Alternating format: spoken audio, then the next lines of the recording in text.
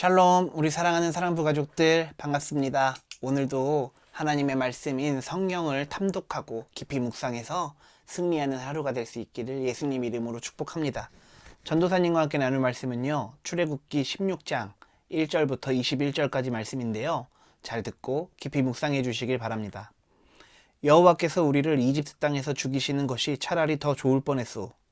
이집트에서는 고기 삶는 솥도 곁에 있었고 빵도 배부르게 먹었소. 그런데 당신들은 우리를 이 광야로 이끌어내서 우리를 굶어 죽게 하고 있소.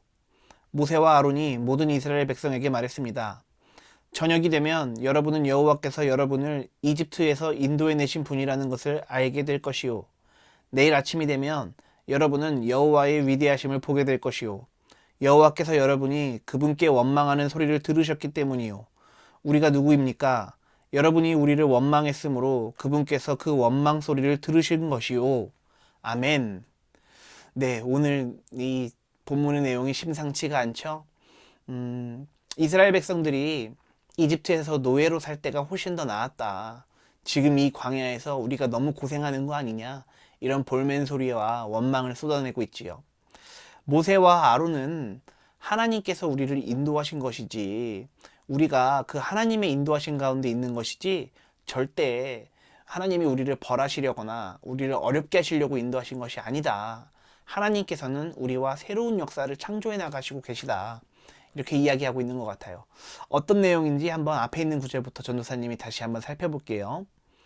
여호와께서 우리를 이집트 땅에서 죽이시는 것이 차라리 더 좋을 뻔했소. 이집트에서는 고기 잡는 솥도 곁에 있었고 빵도 배부르게 먹었소. 그런데 당신들은 우리를 이 광야로 이끌어내서 우리를 굶어 죽게 하고 있소. 아멘. 이집트에서 사람들이 이스라엘 사람들을 노예로 부려먹었어요. 그런데 급료는 꽤 빵빵했나 봐요. 고기 삶는 솥도 있었고 빵도 배부르게 먹었다고, 오히려 그때 노예로 살 때가 훨씬 더 나았다고 이야기를 하고 있어요. 그런데 모세와 아론 당신들은 하나님의 말 듣고 우리를 이 광야로 이끌어내서 우리가 너무 고생하지 않습니까? 이런 얘기들을 하고 있는 것이죠. 노예의 근성이라고들 하죠. 우리가 노예로 오랫동안 살게 되면 당연히 노예와 같은 생각을 할 수밖에 없어요. 이날 이스라엘 사람들도 과거에 노예로 오랫동안 살아왔기 때문에 노예 근성으로 꽉 차 있는 사람들처럼 볼멘 소리를 하는 것이죠. 인간은 자신이 경험한 것 외에 다른 일들을 상상하기가 쉽지 않아요. 그러나 하나님께서는 언제나 우리 사람들과 인간들과 새로운 역사를 창조해내시고 싶어 하시죠. 그래서 우리는 하나님의 형상을 따라 지음받았기 때문에 새로운 일들을 창조해 나갈 수 있는 것입니다. 하나님께서 우리를 그와 같은 방식으로 함께 사용하고 함께 이 인류의 역사를 만들어가고 계시는 것이죠. 그런데 노예로만 살던 사람들은 창조적인 생각을 할 수가 없어요. 그렇기 때문에 현재의 고난과 어려움 가운데서 원망과 불평을 쏟아내게 되어 있죠. 과거를 생각해보면 차라리 노예가 살았을 때가 나았겠다라고 얘기했을 정도로요. 실제로 그럴까요? 전도사님은 고기 좀 못 먹고 빵 좀 못 먹어도 노예로 사는 것보다 자유롭게 사는 게 더 좋을 텐데요. 이날 이스라엘 사람들은 그렇지 않았던 것 같습니다. 이어지는 구절을 또 한번 읽어볼게요. 모세와 아론이 모든 이스라엘 백성에게 말했습니다. 저녁이 되면 여러분은 여호와께서 여러분을 이집트에서 인도해 내신 분이라는 것을 알게 될 것이요. 내일 아침이 되면 여러분은 여호와의 위대하심을 보게 될 것이요. 아멘. 지금 당신들이 우리 앞에서 이렇게 원망과 불평을 쏟아내고 있지만 저녁이 되면 하나님께서 하나님이신 것을 알게 될 것입니다. 내일이 아침이 되면 하나님이 더욱더 위대하신 분이라는 것을 알게 될 것입니다. 라고 이야기를 하고 있어요. 맞아요. 그날의 해는 어찌 되었든지 지게 되어 있어요. 그리고 새로운 태양은 또다시 떠오르게 되어 있습니다. 이렇듯 우리는 새로운 역사를 계속해서 반복해서 살아가고 있는 것이죠.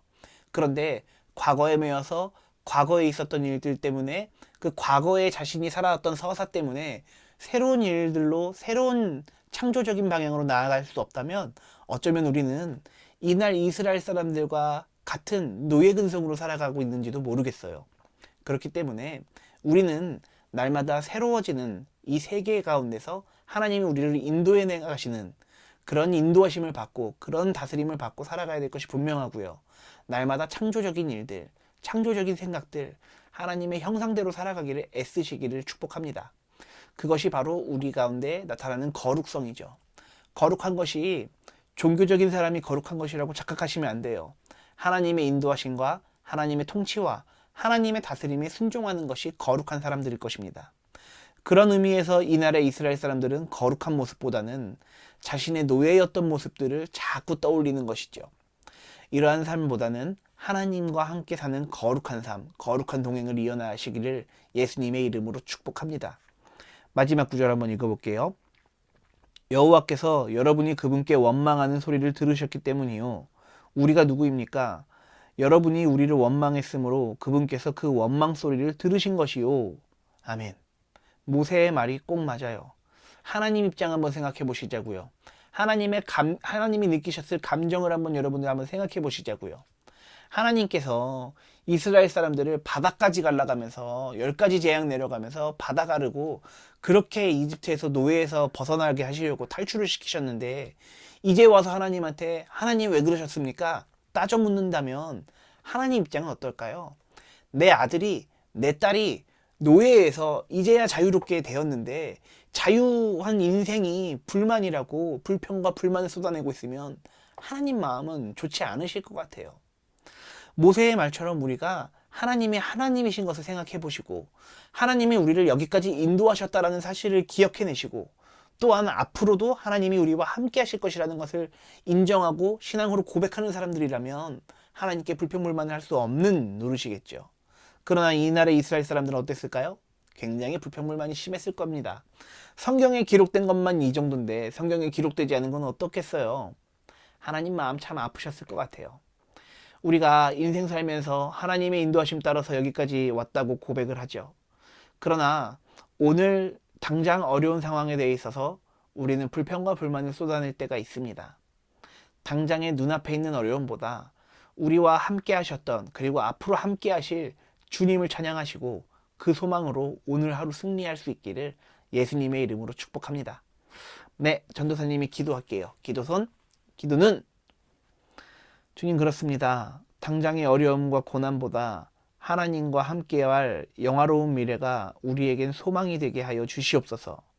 그 믿음으로 오늘 하루 살아갈 수 있도록 주님 우리에게 지혜 더해 주시고 분별력 더해 주시고 하나님께서 우리를 인도하셨다라는 사실을 날마다 기억하며 묵상하며 주님 앞에 믿음으로 바로 서게 하여 주시옵소서. 분명히 어려운 일들은 앞으로도 또 있을 것입니다. 분명히 고난과 같은 상황은 지금 말고도 미래에도 있을 것입니다. 그때에도 하나님과 오늘의 이 고난을 함께 승리하며 이겨나갔던 것처럼 날마다 승리하는 삶 살아갈 수 있기를 주님 손에 붙들린 삶 살아갈 수 있기를 주님 원합니다. 주님이 우리에게 그 믿음 더해 주시옵소서. 감사합니다. 찬양합니다. 예수님의 이름으로 축복하며 기도했습니다. 아멘. 네, 우리 사랑하는 사랑부 가족들 큐티 함께 나눠주셔서 참 감사하고요. 다음 주에는 명절이네요. 명절에도 큐티는 전도사님이 계속 올릴 거예요. 말씀을 명절이라고 씻지 마시고 명절이면 더욱더 하나님 말씀에 집중하시는 저와 모두가 되기를 축복합니다.